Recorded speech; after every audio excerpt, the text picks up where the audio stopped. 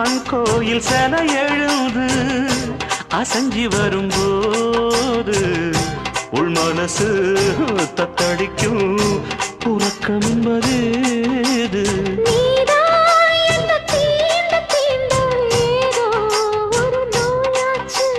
நான் தான் உன்னை சீண்டி சீண்டி பார்த்து ரொம்ப நாளாச்சு. கொஞ்சம் இடம் கொடுத்த பச்சை கொடி பிடிச்சா எத்தனையோ வித்தைகளை இப்பவே நீ காட்டிடுவே.